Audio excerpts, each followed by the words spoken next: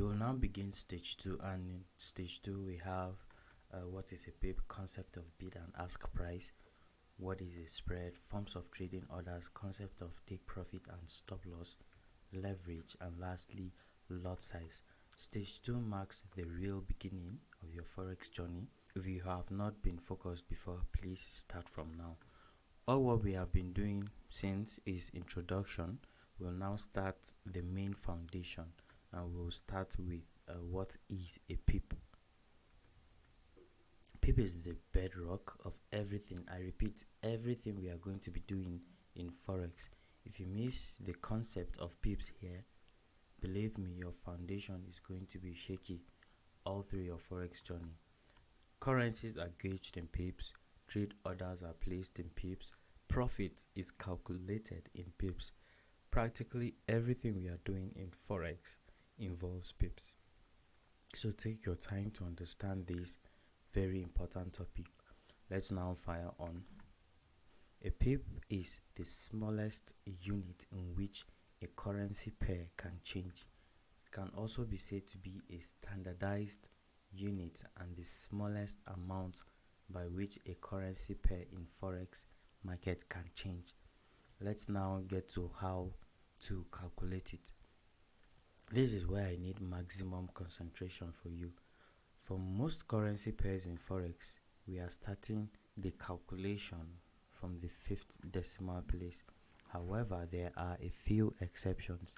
I will start with the general ones before I go to the exceptions. So before I start, let me repeat. The pip is being calculated starting from the 5th decimal place. So from the Euro USD in the image, you start calculating the pip from the 5th decimal digit there, which is 9.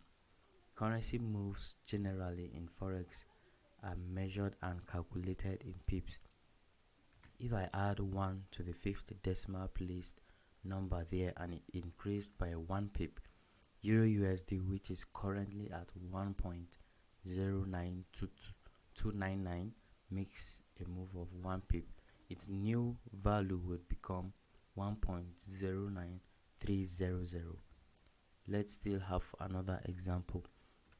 Let's take a look at GBP USD, that is the pound versus the US dollars, which is currently at a market price of 1.32334 in the image. Now, if GBP USD makes a move of 2 pips from that current value, its new value would be at 1.32336. Now, how did we get this 1.32336? I added 2 to the 5th decimal place number, which is 4, and it increased to 32336. Let's do one more example before we go to the main calculation.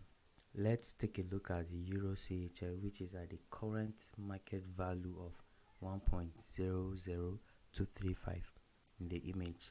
If Euro CHF makes a move of 5 pips from that value of 1.00235, the new market value will be at 1.00240. How did we get that? Once again, we added 5 to the 5th decimal placed number. Hence, our new value is 1.00240. Let's go a little bit higher. I'll give you a task for you to practice after this topic. Assuming we were now told that GBP USD made a move of 10 pips from 1.32334, we would, as usual, add the figure 10 from the 5th placed decimal number. We would have our new value as 1.32344. Now, for most currency pairs in forex, the pip calculation starts from the 5th decimal place. Now, there are some currency pairs that are not up to 5 decimal places. Some of them have specific ways of calculating them. Example of those pairs are the JPY pairs. Example, USD JPY, Euro JPY, GBP JPY, AUD JPY, NZD JPY, which is the New Zealand and Japanese yen. Another popular example is gold, that is XAU/USD, but we'll start with JPY pairs. For JPY pairs, USD JPY to be precise, the pips calculation starts from the third decimal place digit. If you notice, it's not up to 5 decimal places like others that we did before. Now let's see some examples. From that image of USD JPY, it's currently at 114.857.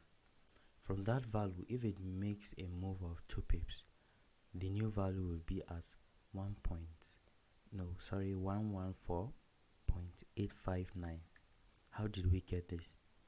We added 2 to the third decimal place number, which is 7, and it increased to 9.